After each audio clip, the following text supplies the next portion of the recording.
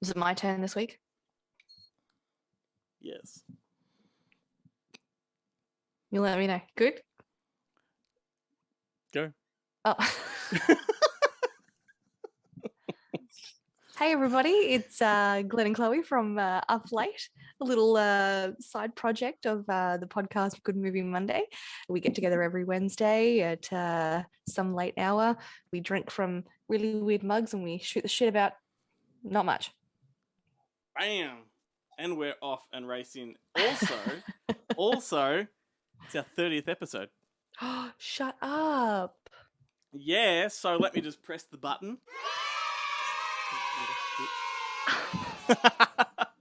I know.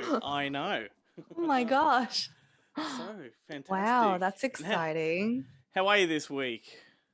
I am tired as always. How are you? I am doing good. I'm like, ready to go. Oh, no one tells you that after you hit 30, hangovers tend to hang around for like 3 days. So I'm like day 2 of this bitch. Honestly, it's like. Have you had some really like grotty food? Yeah. I smashed a Whopper with cheese. It was brilliant. Awesome. It was absolutely brilliant. Awesome. Yeah, and just like heaps of toast. It's been great. Well, let's get the sad stuff out of the way because I knew you would.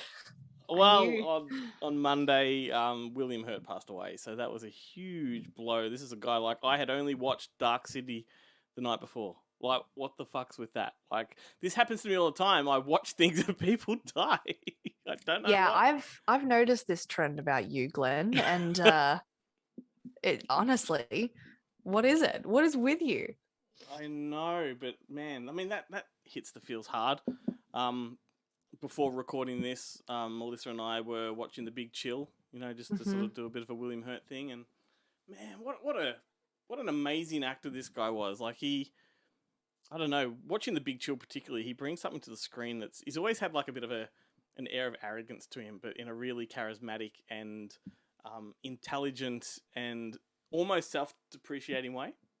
Yeah, I've always sort of known his face and known him to be sort of not sort of uptight, but always carrying himself really sort of proudly, sort of in a way. Got a confidence Confidence, about him. like a swag sort of thing. It was like a confident swag. So, and he was just a face that you knew anywhere, like absolutely. Even if you didn't know his name, you knew his face, Exactly, and like I said, in Dark City, he was fantastic as a detective in this film noir setting, and he's made a few things in Australia. He made a, I want to call it a movie, but it's actually an episode of a TV show called Nightmares and Dreamscapes, which is an anthology of Stephen King stories, but they're all made like movies, right? So they're 60 minutes long, but they're like a movie. And he made one called Battlefield that was just about sort of a guy in a what do you call it, a penthouse apartment who gets attacked by toys. All these toys come to life, and they're like army toys and soldiers and tanks and things like that. And they fire real bullets at him, but they're micro, so they penetrate the skin, and it's like a slow death. Like these things come at him. And the amazing thing about this episode is it's an entire 60 minutes with no dialogue whatsoever. So he doesn't say one single word. It is just him in panic mode trying to escape these toys. That was all shot in Melbourne. That's a fantastic thing that he did. He made a film here called now I'm gone blank. What the fuck? Wim Wenders film. Until the End of the World, which is a movie they made on like nearly every continent in the world, but the Australian portion is really good. Yep. Yeah, it was a bit of an experimental film, but I just love the guy. My favorite film of his was Smoke, a movie he made in like 1994, 95, by Wayne Wang. It had Harvey Keitel, all about a cigar store on like the corner of a Brooklyn street, and it's just about the customers that come and go. And he played this smart author that sort of living poorly but always has stories. So he'd come into this cigar store, he'd light up a big cigar, and he'd tell a beautiful story. And wow, his stories were just amazing. Well worth a look. Wow. No, I haven't even heard of that one. But I did see you put something up about it, and it was really interesting. Yeah, I posted one of his stories from that film. Yeah.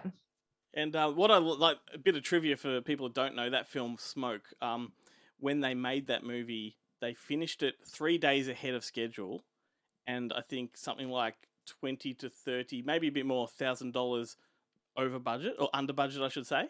Wow. And so they had 3 days and a few grand to spare, so they shot a sequel in those 3 days. So they asked all of the actors that were around if they could stay. Most of them did, some didn't. And then they called in favors for all these other people. So you had Lou Reed and Madonna and Michael J. Fox, and all these people came in to work practically for free to make a sequel with no script. They improvised the whole thing. And when you buy the Blu-ray or the DVD, it comes in a double pack. And that sequel, clearly not as good as the first one, but when you know how they made it and why they made it, it's just beautiful. That's beautiful stuff. Brilliant. That's absolutely brilliant. I love that. Rather than like packing up and going home, they're just like, let's just make part 2 right now. They're my type of people. I like them very much. That's fucking awesome. And it's a different kind of film. It's not so much a sequel, although it takes place in the same area with the same characters. It's got a whole different feel. It's like a bit of a celebration. It's a street party kind of movie, and that's fun. That's super fun. I props to them. That's awesome. So yes, well there you go. So William Hurt, very sad news. He'll be missed, and I'm going to be watching his movies for forever and a day. Just love the guy. So that stuff's out of the way. We can move on. Have you got his any legacy? His legacy lives on. That's it. Yeah. Bloody oath. Bloody oath. Well, I did start watching. Now I can't even remember what it's called. The new Disney movie. About the red panda. Oh yeah, the Turning Red. Turning Red. Oh my gosh, I'm only halfway through it, and it's brilliant. This is really, really interesting because we had 4 tickets to go see the premiere of this one, and we gave them to Ben's niece and nephew to go. So we never end up going, but I've seen similar responses to you. People saying this is a fantastic, beautiful film, and then Joe from Bonehead Weekly, who's on our podcast, came out swinging, saying it's like the worst Pixar film he's ever seen, and he really, really had a negative reaction to it. I don't understand why. The animation is just absolutely gorgeous. The storyline, I'm only halfway through, so I don't even know how it ends yet. And I can't even give spoilers because I don't even know. But the way that the mother and the daughter interact is just it's so close to home. Like it's so, as a person who grew up really close to my mother, I can just feel all of that relationship and connection and the embarrassment of being a 13-year-old girl. And I don't know. Awesome. I cannot rave about it enough. Let me see if I can find what he wrote about it. Hang on a second. I want to know what his problem is. So, well, Joe, if you're watching, he wasn't a 13-year-old girl. That's what. step into the comment section. No, Joe, I respect Joe's views on films a lot. He's a father. He's well educated on Disney, particularly. Like he's big Disney fan. But he wrote he goes, I know I'm old, but I understand the themes and I see the points of the story. But Turning Red is the worst Pixar film I've ever seen. I've never hated a Pixar film before. Chad from Bonehead told me that I'm not the target audience, but this thing was a tough watch. I'm sure I'll be hated for this opinion and the fact that I'm an awful person. And then he wrote an edit at the end and he goes, actually Cast 2 is the worst. Which that's a pretty bad film. I'm thinking I've seen a lot more worse Pixar films, but is that just because Disney is getting a bit more progressive in the way that they animate things and the way the storylines? No, I mean, if you know Joe, he's very progressive. Like he loves progressive things. He's very much into that. I don't know. It's just his opinion. It just didn't do anything for him, which fair enough. I could see how it might be a little bit agitating because the main character is quite full on. But again, I highly relate to her. So if I know Joe well enough, I would say it is more a structural thing. It is more how the film's put together. From sort of a technical point of view. But, I would love more information. I would love to delve deeper into that because I'm quite interested. I thought it was beautiful and I haven't even finished it yet. I will, I'll have him watch this video and then he can respond in due course. Joe, love you, man. But I gotta know, what's your problem? Well, tune in next week, everybody. You're going to surprise me and he's going to pop up there and he's going to be like, well. What's the time difference? Yeah, maybe. That'd be hilarious. Oh dear. Um, Oh dear. I think we've only ever had one person crash up late. Oh, Mr. Benjamin. Yes. Benjamin Boobs, I call him. Benjamin, do you really? Well, yeah, because when I first started listening to the podcast before I was a part of it with you guys, I would listen and he liked to talk about boobs a lot. So I call him Benjamin Boobs. Well, did you hear that, Ben? What is it? It's a term of endearment. It's a nickname of love. Yep. No, I'm hearing you. I'm feeling it. I like that. That might be how I introduce him on the next episode. Benjamin Boobs. I heard from a friend, I haven't watched it yet myself, that the new Ryan Reynolds The Adam Project isn't all that fantastic. I watched it a couple of nights ago and I fucking adored it. I think it is an amazing film. This is it's a movie cut straight out of the 80s. So if you grew up with movies like Flight of the Navigator, Project X, Manhattan Project, all these kind of things, this is for you. Yeah. I'll probably enjoy it then. I loved it. I like Sean Levy as a director. And I don't know. Ryan Reynolds is being Ryan Reynolds, but he's toned down a little bit, and the entire film, his partner in crime is his younger self. So it is like an evolution of Ryan Reynolds. He's talking to, he's sort of being a father figure to himself as a 12-year-old, and that's a really cool dynamic. And Mark Ruffalo's really good in it, and Ooh, okay, no, I'm sold. Mark Ruffalo. Yeah. So do you know the story, or you just No. Oh, okay. So essentially, and Catherine Keener's in it too, and I adore everything she does. But Ryan Reynolds plays a pilot from the future, and it's a future where time travel is possible, and he flies back to now to his 12-year-old self to destroy time travel, because it turns out, and this is not a spoiler, it's the concept of the film, his father was the inventor of time travel. Wow. And so a certain person in the story, I won't give that away, does a biff from Back to the Future and uses time to their advantage and ruins. Biffs it.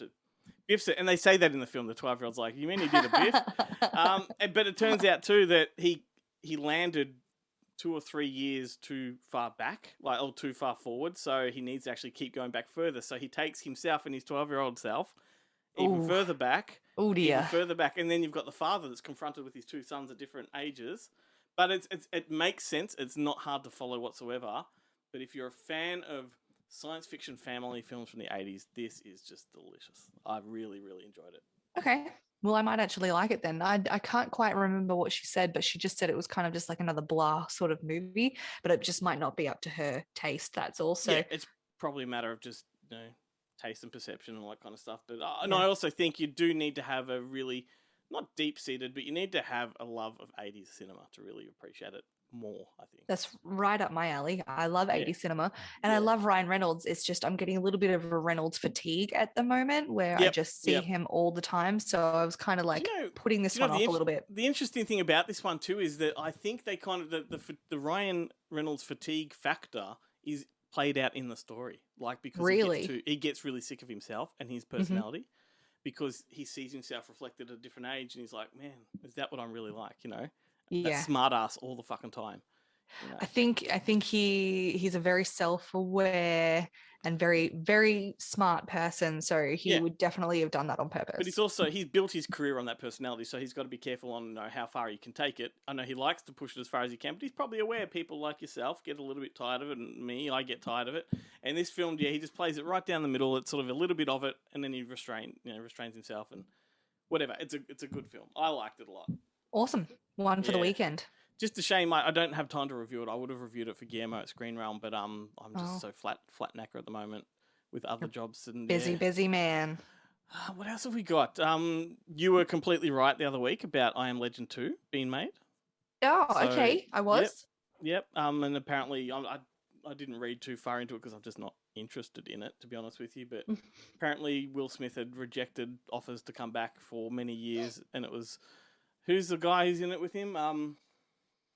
Guy from Creed. Michael B. Jordan. Michael B. Jordan sort of convinced him, twisted his arm, gave him a story that was worth coming back for. So where they go, who knows? But I did read somewhere that, and this is true, the only way you can conceivably do a sequel is if you make the story a continuation of the director's cut, not the theatrical version.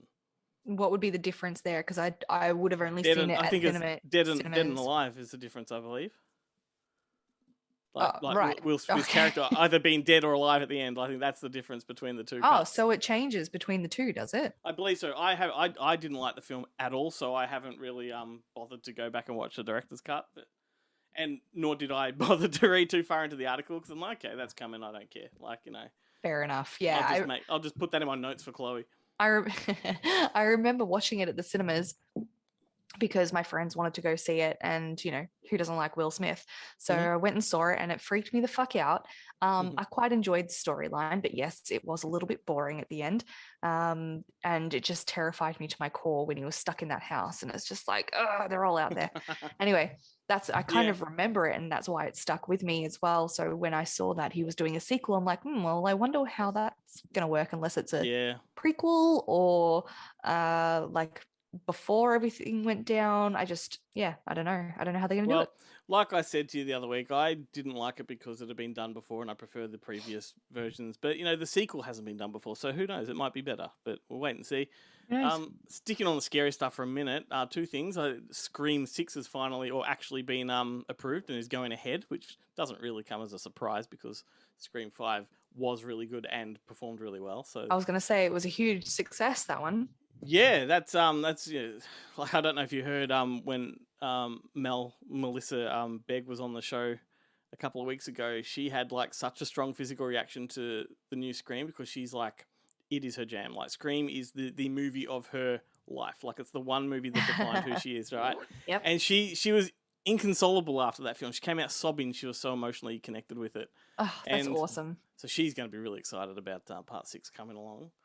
I hope it holds up for her. I really do. I know, but I saw a headline. It was I was too busy just to once again click on it and read it, but I saw somewhere that Scream 6 is possibly going to, I don't know if it's going to tie directly into, but it's going to reference Nightmare on Elm Street a lot more because they're the two Wes Craven franchises, right? Yep. And apparently number 5, which we just saw, had lots of Easter eggs from Nightmare on Elm Street in it, which I never picked up on, so people watching at home, if you know these Easter eggs, put them in the comments. I'd love to read about them. Let us know. I want to see how that kind of ties in together because I even though sort of they're from the same director, I would see like Nightmare on Elm Street is more as like a sci-fi horror rather than like a fantasy Scream. horror. Yeah, whereas Scream's just like sort of straight and narrow sort of horror, I would say. So one's a slasher film and one's much more supernatural. Right, that's what I mean. Yeah. So the fact that like Freddy Krueger can break that wall of dreams reality and absolutely. I'd love to know how. I'd love to see these, like if people have seen Easter eggs. Yeah. Sometimes these franchises get so far down the line that there's nowhere to go but supernatural, so they sort of introduce new themes and it could become a supernatural franchise, but I hope not. I mean, I don't really want the series to keep going.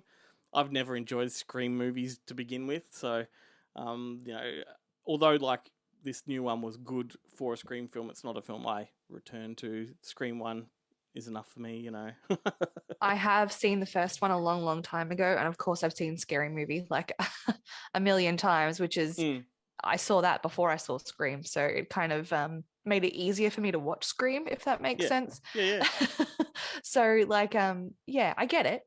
Ben and I said this on the show to Mel when she was talking about it because she's a bit younger than us, and so Ben and I kind of we're exactly the same age, and we both had the same reaction to the original Scream when it came out, and that was, hang on, this is a movie that's just copying all the movies that we love. Like it's not original whatsoever. It's Halloween. It's all these slasher movies that we love.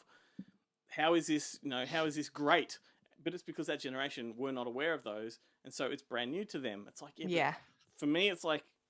Yeah, but even that movie paints a picture for you that should love those movies, and to understand Scream more, you should be a fan. Like, it's a nerdy battlefield, But you've got to understand everything's a derivative of everything as well. No, so I do understand that. However, like what Ben and I are coming from here though is that the slasher movie, right? That it is one of, that is a genre that was practically invented with our generation, Sure. right? Yeah. Like Halloween, Friday 13th, like it kind of, and there were some like, you know, like grandfather figures, grandfather films like Twitch of the Death Nerve and the Francis Ford Coppola one he made with fuck, I've gone blank, Roger Corman. But like it was just a genre that was pioneered by a generation. So when Wes Craven came along, having been one of those pioneers, he kind of tapped into, you know, something that had already worked for him in the past, because he'd gone through a string of failures trying to get new franchises going, like Shocker and things like that. And so yeah, I don't know why we're talking about this, but it's one of those things. It's like Scream shit me and a legion of people like me, including Ben. But this new generation came along like it was the greatest thing on earth, and yeah, kudos to them. But you know, go back and watch some originals. That's what I say. It could have taken them back to watch the originals as well. You know what I mean? Well, I hope so, because the whole crux of Scream was them talking about those movies. Yeah. Yeah.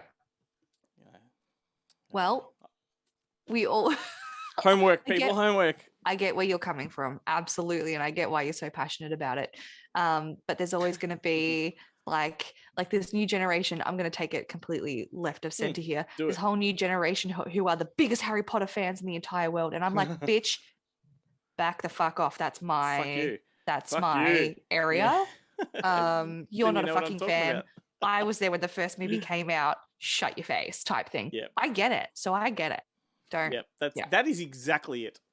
Yep. We're precious about what's ours. We are. We're not gonna share this shit, right? All right. Make up your own new shit. Don't copy ours. Do something new. Exactly. Be inventive. Like something else. There's probably we're probably dripping of hypocrisy and fucking double standards here, but that's okay. Always. That's okay. Yes. Isn't that what we aspire to? Bloody oath. And the other horror-ish thing was for horror fans, this is exciting. The new Rob Zombie Monsters movie has just cast Cassandra Peterson as Barbara Carr, who's the real estate agent figure from the TV series. And Cassandra Peterson is a big deal because she was Elvira. A lot of people my age know Elvira. She's that gothic woman that had the big tits and the black hair, and she presented horror movies on TV. Oh, okay. She was a horror hostess, right? Okay. And she was a huge deal back then. She had her own movies. She's done a couple of movies. And she, as Cassandra Peterson, she's been in lots of movies too. But Elvira was the be-all and end-all for my generation. Right. And, like, Ben and Jarrett and the Monster Fest people hosted her a few years ago at Monster Fest. So we've all met her and she's lovely. But she's just been cast in this new Rob Zombie film. So that's just like really exciting for us. And no doubt she'll have her tits out. She always does. So Ben is going to be like, yes. That's my jam. Good on her. That's awesome. And the new Rob Zombie Monsters has just been given a PG classification, which is good. That means he's toning things down for a younger audience. I've just learnt PG-13 means you're allowed one swear word. Where do you think it's gonna fall? I don't think this will have a swear word. I think the PG-13 in this one, which I don't think this one is PG-13. I think it's PG because there's a difference between those. I see. Yeah. PG, not allowed a swear word. PG-13. No, PG-13, or it could be like nudity. So in conversion standards, PG-13 is like our M, I guess. Really? Yeah. Okay. Yeah. Anyway, it's a different rating system over there. It just works really weirdly. But the PG-13 never used to exist until I think it was Temple of Doom, the Indiana Jones movie. Mm-hmm. That came out, and it was a really hard film to classify. A lot of parents were angry that it was PG, so they took their kids to see it, and it's horrific. And so Steven Spielberg applied to or made a plea to the classification board. Let's invent a middle ground here. Yeah. And so that's where the new rating came in. So interesting. You're just full of trivia tonight, aren't you? Really good stuff. That's because there's not much movie news to talk about. I don't have a whole lot.